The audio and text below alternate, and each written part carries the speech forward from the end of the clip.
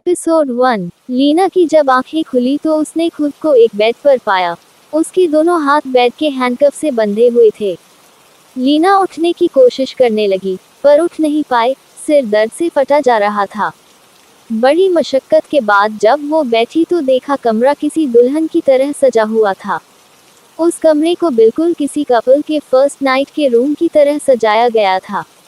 Room में फैली हल्की मध्यम रोशनी कैंडल से आ रही थी। पूरे रूम में कैंडल और गुलाब के फूलों से डेकोरेट किया गया था। ये सब देखकर लीना अंदर से कांप गई। वो समझ गई इन सब का क्या मतलब है। लीना दिमाग पे जोर डालते हुए सोचने लगी, मैं यहाँ कैसे आए और ये किसका घर है। लीना बेड से सरकते हुए धीरे धीरे आगे आई। जैसी गेट के पास गई तो देखा गेट बाहर से बंद है। लीना जोर जोर से दरवाजा पीटते हुए बोली, कोई है, कोई है। बहुत देर के बाद दरवाजा खुला और एक लड़की अंदर आते हुए बोली, जाग गई आप। लीना घबराते हुए बोली, कौन हो तुम। फिर धीरे धीरे करके लीना को कुछ देर पहले का सब याद आने लगा।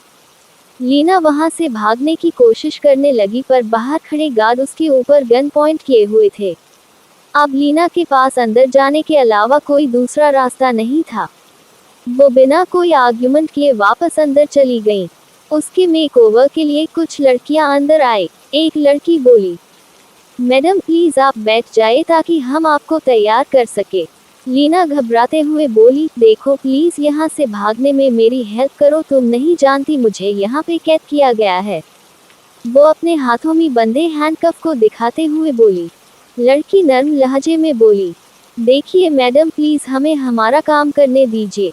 ये बोलकर उस लड़की ने लीना को आराम से बिठाया। लीना हाथ पैर मरने लगी, पर उनमें से एक लड़की ने लीना को कसके पकड़ा और तैयार करने लगी। आधे घंटे बाद वो लोग लीना को तैयार करके रूम से चली गई। लीना जॉर्जेट के रेड कलर की साड़ी में एकदम कयामत लगा रही थी। लीना उस रूम को बहुत ही ध्यान से देख रही थी ताकि उसे वहां से भागने का कोई तो रास्ता मिले। तभी उसे कमरे के बाहर किसी के होने का आभास हुआ। वो इधर उधर छिपने के लिए जगह देखने लगी। जब उसे कुछ भी नहीं दिखा तो वो बेड के नीचे छिप गई और अपनी आंखें कसकर बंद कर ली। लीना आंख बंद किए डर से कांप रही थी। उसके कानों में दरवाजा खुलने और बंद होने की आवाज सुनाई दी। जैसे जैसे कदमों के आवाज पास आते जा रही थी, लीना का डर से उतना ही बुरा हाल हो रहा था। तभी उस रूम में एक सख्त आवाज गूंजी, लीना आर्या कोई फायदा नहीं छुपने का, बाहर आ जाओ। तुम आज चाह कर भी मुझसे नहीं बच सकती। ये आवाज सुनकर वो पसीने में भीग गई। तभी फिर से वही आवाज उस रूम में गूंजी, लीना बाहर आओ, वरना अगर मैं तुम्हें बाहर लाया तो तुम्हें और परेशानी होगी, मुझे पता है। तुम कहाँ छुपी हो, अब चलो शाबाश बाहर आओ।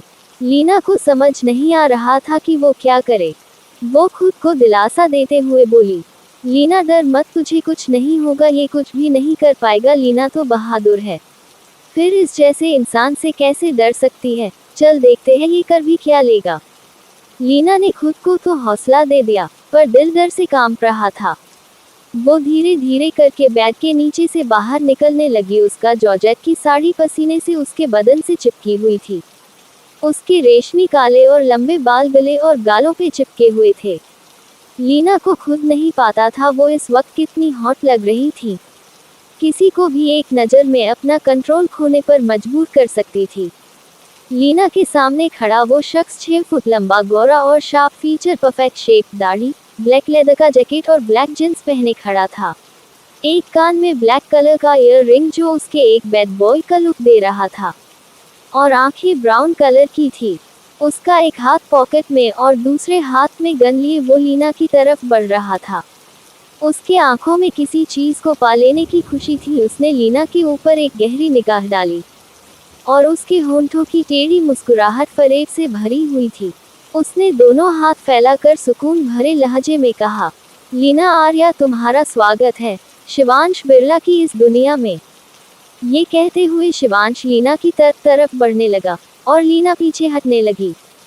जिस कॉन्फिडेंस के साथ लीना बाहर आई थी वो तो उस जल्लाद जैसे इंसान को देखकर ही हवा हो गया था। लीना जाकर दीवार से लग गई। शिवांश गन की नोक से लीना का थोड़ी ऊपर करते हुए बोला, लीना, आर्या, अब बहुत हो गया लुका छुपी का खेल, अब समय आ गया कि तुम मेरी हो जाओ मन से भी। और शिवांश लीना को ऊपर से नीचे तक देखते हुए बोला, और वो लीना के ऊपर झुकने लगा। लीना उसे धक्का देकर भागने लगी। जैसे ही गेट पर पहुंची, शिवांश ने दौड़कर लीना को पकड़ लिया और उसे बेड पर धक्का देकर बोला, माय डॉल, अब इस घर से और मेरी जिंदगी से तुम कभी भी नहीं निकल पाओगी। लीना चिल्लाते हुए बोली, जाने दो मुझे प्लीज, मैंने तुम्हारा क्या बिगाड़ा है। शिवांश लीना के माथे से लेकर नीचे तक कान फेरते हुए बोला, तुमने मेरी नींद, सुकून, करार सब छीन लिया, अब पूछती हो मैंने क्या बिगाड़ा है। माय डॉल, मैं बस तुम्हें चाहता हूँ, मैं तुम्हारा हूँ, अब तुम भी मेरी बन जाओ। लीना चिल्लाकर बोली, तुम मुझे कैद करके नहीं रख सकते शिवांश बिरला, कब तक रोकोगे मुझे बताओ। लीना जख्मी नागिन की तरह बेड के ऊपर खड़ी होते हुए बोली। शिवांश हंसते हुए बोला, ये रूम देख रही हो, ये तुम्हारा सोने का पिंजरा है जिसे तुम चाह कर भी तोड़ नहीं सकती। उसने उंगली के इशारे से लीना को रूम के चारों तरफ इशारा करते हुए दिखाया। रूम देखकर तो लीना के पैरों तले से जमीन ही खिसक गई। गिनती जारी रखना। क्या था ऐसा रूम में जो लीना इतना घबरा गई? क्या शिवांश बिरला लीना को फंसा लेगा सोने के पिंजरे में? क्या लीना भागने में कामयाब हो पाएगी? जानने के लिए जुड़े रहिए हमारे साथ।